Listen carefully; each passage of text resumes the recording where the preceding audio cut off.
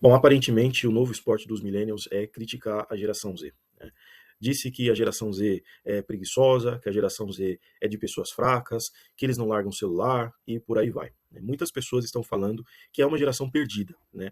E, bom, eu penso que esse julgamento que nós fazemos, na verdade, ele não está muito correto. E ele evidencia não um problema da geração Z, mas um problema nosso, que estamos envelhecendo e não estamos mais sabendo lidar com o novo mundo que tem se apresentado diante de nós. Essa postura de criticar a geração seguinte não é uma novidade na história.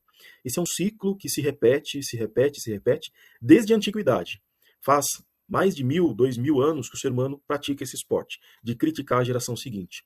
Para vocês terem uma ideia, Platão já coloca ali na boca do Sócrates uma crítica aos jovens daquela época, de que eles não tinham mais respeito, de que eles não tinham mais respeito à autoridade, ou seja, no mesmo sentido, né? Essa geração está perdida, a mesma sensação que nós vamos experimentando agora.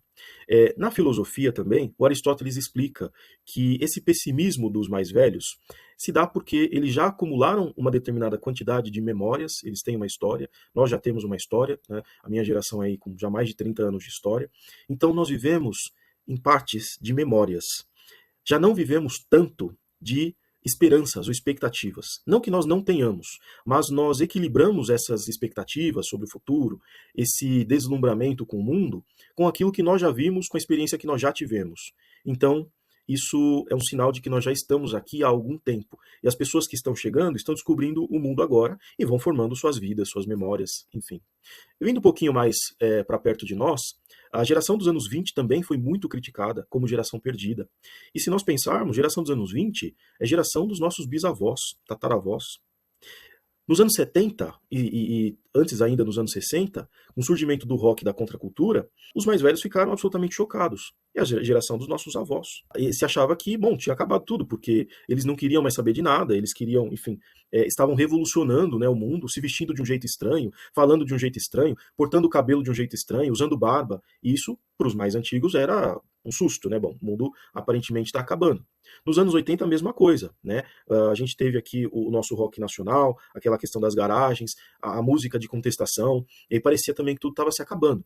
É claro que nós temos, né, é importante dizer, nós temos exceções pontuais, né? Eu posso mencionar o meu próprio caso, eu quando era jovenzinho, criança, adolescente, já gostava de escutar música clássica, né? Mas era uma exceção. E também tinha as minhas bobagens, tinha as minhas questões que talvez eu achava engraçado, mas os mais velhos não achariam, né? Quem da nossa geração não riu com Havaianas de pau, por exemplo? Né? É uma bobagem gigantesca. Pra gente era engraçadíssimo, mas acho que os mais velhos olhando a gente rindo daquilo, e dos memes da nossa época, né, não eram chamados assim, os mais velhos certamente achavam que a gente não tinha futuro nenhum, né?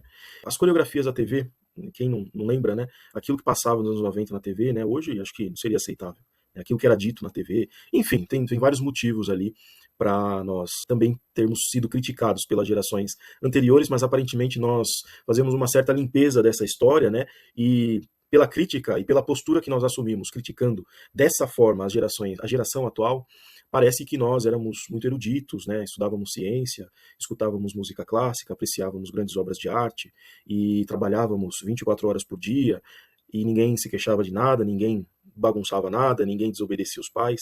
Então, é um equívoco também de generalizar certas notícias que nós vemos, de absurdos que eventualmente são praticados. Ah, tal filho fez tal coisa contra o pai e contra a mãe.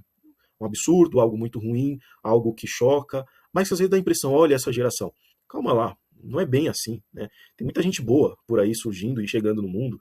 As coisas, a gente precisa olhar mais a realidade real, palpável, que está na nossa frente, e talvez um pouco menos do que a gente vê nas redes sociais, porque o mundo não é o que está no nosso Instagram, o que está no Facebook, o que está no TikTok. Aquilo é um recorte do mundo. É o recorte do mundo que, na verdade, está ali, aparece ali, porque nós nos atraímos para assistir e para dar atenção àquelas notícias, àquele tipo de conteúdo. Então a gente também, na verdade, tem uma participação nisso.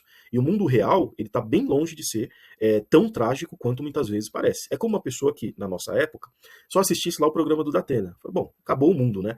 Não tem mais nada. Mas não é bem assim, né? Coisas ruins acontecem e elas precisam ser vistas e serem remediadas, etc. Mas o mundo não se resume a elas. A nossa vida não se resume a essas coisas ruins e a geração Z não se resume aos problemas que nós enxergamos nela.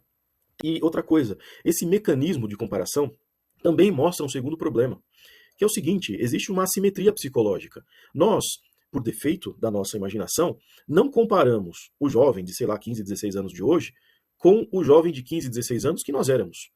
Inseguros, imaturos, enfim. Nós comparamos esse jovem com um adulto maduro enfim, que já leva uma vida responsável que nós somos hoje. E essa comparação, obviamente, não é justa. Nós não fomos os jovens que somos os adultos de hoje. Nós somos os jovens que fomos os jovens da nossa época. Os adultos que nós somos hoje são resultado da construção que nós fizemos no decorrer do tempo. Outro ponto importante nessa questão é de não considerar os desafios que os jovens hoje experimentam. Nós gostamos de dizer que eles são fracos, eles são preguiçosos, etc. Mas não consideramos que é a primeira geração de nativos digitais, por exemplo. E se você acha que isso não tem uma relevância tão grande para a formação de um cérebro que acabou de chegar nesse mundo, você pense em todos os prejuízos que a tecnologia, que esse excesso de tecnologia, de informação, de telas, etc., tem gerado em você, porque eu tenho certeza que todos os adultos que experimentam, né, de alguma forma a tecnologia, têm experimentado os resultados negativos disso, têm tido ansiedade, têm tido, enfim, dificuldade de concentração, de memorização, etc. Agora, nós nascemos no mundo analógico e entramos no mundo digital. Imagina eles que nem sequer conheceram o mundo analógico. Eles chegaram já no meio desse turbilhão de informações, desse turbilhão de forças competindo pela atenção deles. A atenção hoje é a maior mercadoria. E nós queremos que eles saibam lidar com isso e sejam pessoas muito produtivas, muito responsáveis, né, sem questões psicológicas, porque, em tese, nós teríamos sido mais bem resolvidos, o que é um equívoco bastante grande. Então, também não é justo fazer o julgamento nesse sentido, né? Sem contar aí as crises globais que hoje nós experimentamos, as incertezas no mercado de trabalho, uma série de questões que, de fato, tornam a vida hoje muito mais difícil para a gente e muito mais para uma pessoa que acabou de chegar e está tentando entender que mundo é esse, que realidade é essa, o que está acontecendo, né? Então, o que essa geração passa, acho que está longe de ser um sintoma de fraqueza da parte deles. É, na verdade, o sintoma de um mundo muito complexo, de um mundo que está doente de várias formas. E é muito difícil estar nesse mundo e não adoecer junto dele, né? Então, acho que a gente precisa ter uma certa empatia, um certo respeito, né? Porque as pessoas merecem sempre respeito e respeito pelo que elas passam, que é diferente de nós, ter essa lucidez, essa consciência de que não é a mesma época, não é a mesma geração, de que nós também tivemos nossos desafios. Imagina, quando eu passava um pouquinho mais de tempo no computador, a minha mãe ficava preocupada. E um pouquinho mais de tempo era uma hora e pouco. Isso já gerava uma certa. Então, nós passamos e aprendemos a viver no nosso mundo. Os nossos pais não entendiam. Os avós dos nossos pais não entenderam os nossos pais. E na medida em que nós nos fechamos para entender as novas gerações, nós vamos de fato envelhecendo. Claro que a gente envelhece cronologicamente, mas a gente vai envelhecendo psicologicamente, vai envelhecendo mentalmente, sabe? É um envelhecimento que não é necessário, é um envelhecimento que pode ser opcional. Dá pra gente tentar manter uma certa juventude de espírito. Não é imitar jovem, não é fingir que é jovem, não é isso. Mas, sabe, ter um pouco esse frescor na visão, no olhar, para entender que as coisas às vezes não são como elas parecem ser à primeira vista. Isso é profundamente filosófico, né? Desculpem, mas eu sempre dou uma puxadinha para a filosofia. Bom, então esse é o meu recado aqui hoje. Eu gostaria que isso trouxesse a nossa reflexão e um alerta, né? Cuidado para você não ficar velho.